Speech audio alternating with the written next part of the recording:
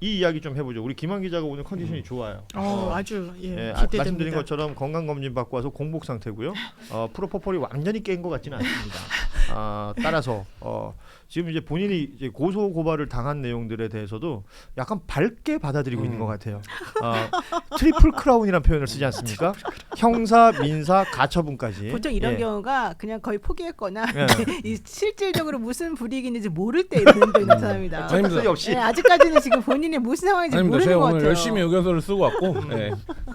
제가 뭐, 네. 자, 일단은 그 왜 이런 얘기를 하냐면 한겨레 20일에서 지금 김한 기자 포함해서 이제 팀에서 지금 취재하고 있는 내용이 종묘 주변에 있는 세운 4구역 관련된 이야기로 시작이 되어서 뭐 한호건설 나왔고 히림 등장하고 보도가 쭉 이어졌었습니다. 이때마다 서울시의 대응이라는 것이 있었는데 네. 서울시의 대응 중에 하나가 이 고소고발인 거예요.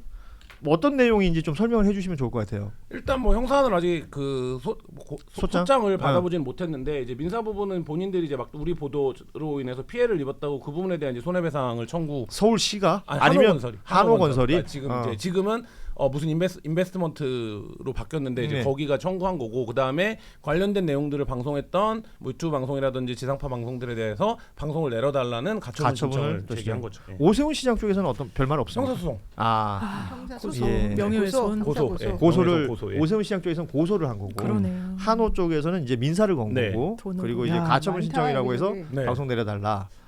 정신이 없겠네. 형사 민사 동시에 걸린 적도 있고 뭐 민사 뭐 형사 가처분 걸린 적도 있었는데 형사 민사 가처분이 다 온 건 처음인 것 같습니다. 그래서 트리플이라고 말씀하시는 거예요. 여기 그 대표님, 사장님 네. 네, 뭐라 그러셔요? 아직 아무 말도 못 몰라요, 들었습니다. 지금 본 알죠. 상황은? 알긴 알아요? 회사에서 변호사 선임해서 이제 대응을 시작했습니다. 여기 보니까 김한 기자 맛이 갔어요 이런.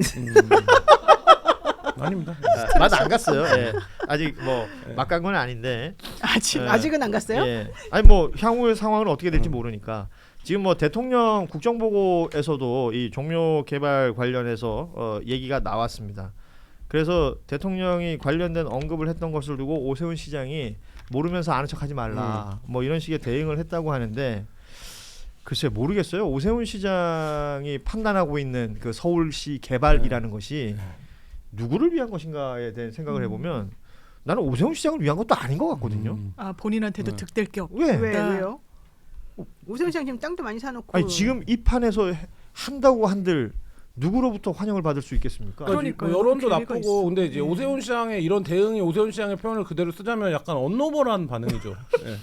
아니 대통령이 업무 보고에서 이 부분 문화유산청에 물어보고 할 수 있고 하면 공식적으로 대응하거나 아니면 잘못된 부분이 있으면 수정하면 되는데 이거를 모르면서 아는 척하지 마라 이러면 이게 싸우지 얘기한 대로 않겠는데. 자기가 예. 이 사업을 추진하고 싶은데 대통령하고 이렇게 각을 잡아갖고 이게 사업에 도움이 되는 방향이 아닌데 그러니까 뭔가 이거는 정치인 오세훈은 뭐 이럴 수 있지만 이 사업을 추진하고 싶은 행정가 오세훈으로서는 이런 식의 대응은 언노멀하죠. 이거는 하면 이제 말하자면 그럼 정부에서 그래 이렇게 나올 수밖에 없는 감정적 반응을 좀 내놨다라는 생각.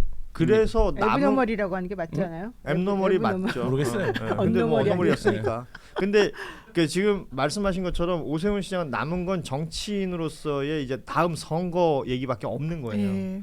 그래서 그 내용을 알게 된 서울 시민들이 선택을 할 수 있겠느냐라는 부분까지 이어지면 본인한테 유리할 게 없을 것 같다라는 생각이 일단 드는 건데 한겨레 20일에서 이번에 지금 준비하고 있는 게 있다고 들었어요. 그러니까 서울시의 안대로 개발을 하면 어떻게 된다라는 그 시뮬레이션? 이번 주에 그 기사를 쓴 서울시가 이제 자기네 오세훈 시장이 공개한 그 시뮬레이션 사진 굉장히 유명하잖아요. 예. 들고 나와서 판넬을 들고 나와서 했던 그거 말고 뒤에 뭐 보일 듯 안 보일 듯. 예. 그거 말고 SH가 내부적으로 만든 자료에도 그 건물이 종묘에서 걸린다라는 게 나와요. 지금 저게 SH 자료 저게 아닌가요? SH 예. 자료입니다. 그러니까 SH가 사전에 했던 자료. 그러니까 저 사진을 보면 뭐 사람마다 느낌이야 직관적인 느낌이야 다를 수 있겠지만 마이크에 대고 얘기 좀 해줘요. 예.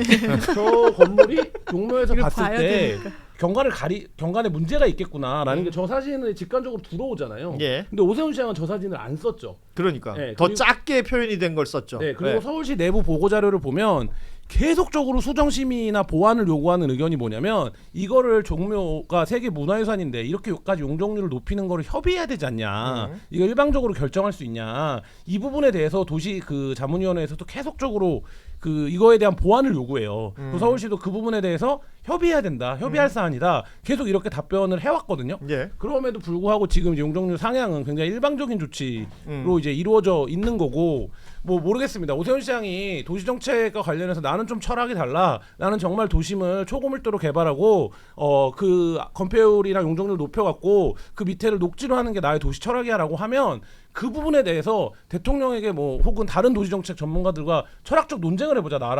나는 그렇게 생각한다. 도시는 어쩔 수 없는 거다. 이런 거라면 모르겠는데 저희가 지적하는 문제는 그렇게 하는 과정에서도 이 과정 자체가 너무 불투명하고 그렇죠. 일정한 정도로 위법성이 있다는 거예요. 그렇다라고 하면 오세훈 시장이 아무리 좋은 철학을 가졌던들 이 과정 자체가 그런 과정이라고 하면 이건 문제가 있는 거죠. 그렇죠. 그거에 대한 지적인 거고. 근데 이제 오세훈 시장 계속 이거를 무슨 모르면서 아는 척하지 마라. 자기만 이걸 아는 것처럼 뭐 그렇게 대응하는데 이거는 뭐 거듭 말씀드리지만 언노멀한 대응이다. 너무 아니 그러니까 결과적으로 저 예전에 원희룡 전 장관도 그랬고 본인이 더 많이 아는 것처럼 얘기를 해. 오세훈 시장도 지금 그렇게 얘기하는 거 아니에요. 그래서 자기들을 스스로가 일타 강사라 그러면서 설명을 막 합니다. 네, 맞습니다. 그런데 그 안에 비어 있는 게 법을 안 지킨 게 있고 그리고 이익이 누군가한테 한쪽으로 쏠리는 게 있어요. 그것에 대한 설명은 안 해요. 그러니까 그걸 감추기 위해서 이런 수사를 쓰는 게 아닌가 싶은 거예요. 왜냐하면 내가 그만큼 아는데 이렇게 얘기할 게 아니라 이거는 서울 시민들한테도 동의를 받아야 되는 예. 현안이고 이러면 설명을 해내야 되는 그런 이 숙제가 있는 거예요. 당연히 조곤조곤 설명하고 현안에 대해서 동의받고 이래야 되는데 니네가 나보다 더 알아? 모르면 입 다물어. 이렇게 들릴 수 있는 거예요. 이게 어떻게 이 시정을 운영하는 사람의 그렇죠. 태도일 수 그런 있습니까? 식으로 가다가 무상급식 얘기 나왔고 이거 안 되면 나 서울시장 내려놓을게 하고 내려놓으면서 눈물을 흘렸던 게 오세훈 시장입니다. 지금 그 판이잖아요. 네, 뭐, 예. 뭐 한강버스도 마찬가지고 이 이제 오세훈 시장의 정책에 이런 것들이 굉장히 좀 어떤 수기 과정이라든지 아니면 이거를 추진할 때 어떤 문제점들을 개선해가는 거에 대한 어떤 프로세스라든지 이런 거 전혀 없이 이번에도 무슨 도시정책 관련된 발표가 외국 어느 도시에 나가서 깜짝 발표하는 것처럼 네, 쿠알라룸푸르. 네, 쿠알라룸푸르 갖고 무슨 서울에 달리기 하자 뭐 이런 것도 사실 이제 뭐 좋을 수도 있어요. 그러니까 뭐 좋고 나쁘다는 게 아니라 그렇게 하려면 서울에 이게 영향 평가는 어떻게 날 것인지 시간대는 몇 시가 좋고 이런 거에 대해서 굉장히 복잡한 본인 말대로 메트로폴리스인 거잖아요. 근데 이제 그거를 뭐 깜짝 발표로 매번 어떻게 돌파를 하냐 예. 뭐 이런 건데 그러니까 이것도 지금 과정을 놓고 보면 이 용적률 상향을 이렇게 하려면 문화재청과의 협의 뭐 예를 들면 주민 뭐 시민들과의 수기 뭐 이런 과정들이 동반이 돼서 이게 그렇게 결정이 됐는데 누가 비판을 하는 거면 그거는 과정을 모르면서 말하지 마라 이렇게 예, 얘기할 예. 수 있는데 지금 이런 과정은 그런 과정이 아니라는 거죠. 그렇죠. 그리고 나는 그 사이사이에 일종의 거짓말이 있다는 거예요. 그러니까 예를 들어서 종묘 주변에 그렇게 고층 건물이 올라가면 유네스코에서 시비 건다, 문제 제기한다라는 걸 이제 다 알게 됐잖아요. 그렇죠. 그런데도 아니래잖아. 영어라서 몰랐다잖아. 그러니까 그게 뭐냐고. 근데 뭐는 언노멀 쓰고 메트로폴리스 쓰고 그건 영어 아닌가? 영어라서 몰랐다요? 그러니까 서울시에서 그러니까 그걸 자료를 회신을- 받았을 때 얘기하잖아요. 영어로 왔다는 거지. 모르면서 아는 척하지 마라. 본인 영어를 모르니까 아는 척을 안 한 거죠. 참 앞뒤가 똑같네. 아이고. 자, 어이가 없네. 오세훈의 서울시가 벌이고 있는 일이 이런 것이고 이러다 보니까 이제 다음 지방선거에 대한 관심들도 높아지고 있고 앞서 우리가 대전 충남 얘기도 했습니다만 이제 그 판이 점점 이제 다가오나 봐요. 관련해서 여론조사들도 곳곳에서 이제 시작을 하고 있는 것 같고요. 뭐 갤럽에서 대통령 여론조사, 그러니까 대통령 국정지지율 나오는 내용들은 이게 이제 뭐 갤럽이냐 리얼미터냐 아니면 여론조사 꽃이냐 등등등을 가지고 계속 숫자를 얘기합니다만 한 업체의 것을 길게 볼 수 있다라는 가치가 갤럽한테는 있는 거잖아요. 네. 그래서 갤럽의 평가를 보자면 지금 55%. 예. 그러니까 뭐 지난주 그 지지난주 계속해서 비교해서 볼 수 있는 이 숫자들이 나오는 거고 정당 지지율은 민주 40, 국민의힘 26. 뭐 지지율도 계속 떨어져 있어요 갤럽은. 예. 그리고 뭐 여론조사 꽃이나 네. 아니면 뭐 리얼미터 혹은 MBS 전국 지표조사 등등을 저희가 이제 나올 때마다 참고용으로 볼 수는 있을 것 같습니다. 그리고 지역에 대한 이제 선거를 앞두고 관심을 가지었던 데가 부산인 게 전재수 전 장관 통일교 뭐 로비 의혹 얘기가 나올 때쯤에 이게 갑자기 부산시장 얘기가 또 갑자기 나오기 시작하면서 관심이 생긴 거죠.